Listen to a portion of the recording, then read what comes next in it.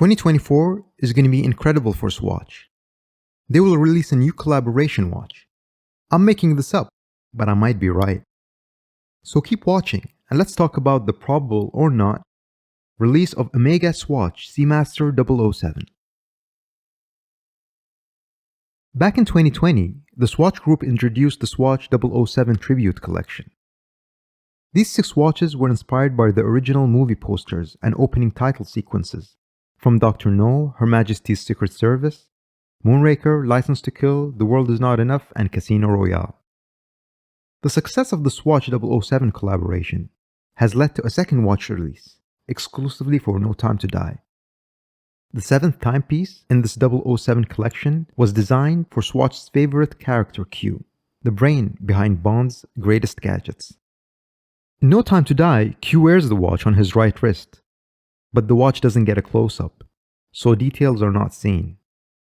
In October of the same year, a new version of the same watch was released, the Swatch Q Blue Edition.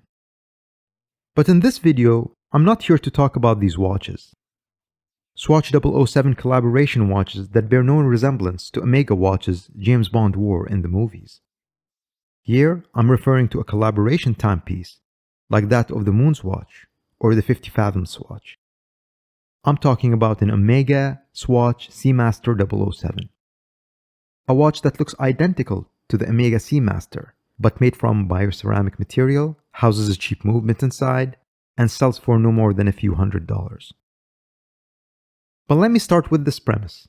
Me personally, I'm not into disposable plastic watches. And especially as a consumer, I didn't like the way Swatch went about selling watches like the Moon's watch and Blancpain Swatch. But regardless of my personal reservations on those releases, it has to be said, Swatch was ultimately successful in their strategy. They generated a lot of excitement and talk among both watch enthusiasts and those less interested in watches. And from what I gathered, the success from these watches also trickled into more sales of the authentic Moon watch and Blancpain. Bearing all that in mind, I don't see how the Swatch Group wouldn't see the Omega Swatch Seamaster 007, at the very least on paper, as a success. As a fun little exercise, I went through the effort to create the Omega Swatch Seamaster, and here's what I came up with. I'm going to call it the Omega Swatch Master 007. I'll say the bioceramic case size will likely measure around 42mm in diameter. The lug-to-lug distance might fall somewhere between 46 to 50mm, while the case height would vary based on whether they opt for quartz or System 51 movement. Considering the probable choice would be quartz, I'd guess it would be around 12 to 13mm thick. The dial will feature Omega's iconic wave design, with the collaboration logo placed beneath the 12 o'clock marker, and the 007 insignia positioned above the date window at the 6 o'clock. Expect skeleton hour and minute hands, accompanied by a lollipop-style second hand, all surrounded by applied hour markers.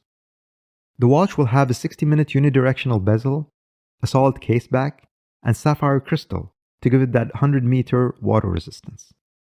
Now, as for whether the watch will include a helium escape valve, will be hard to tell.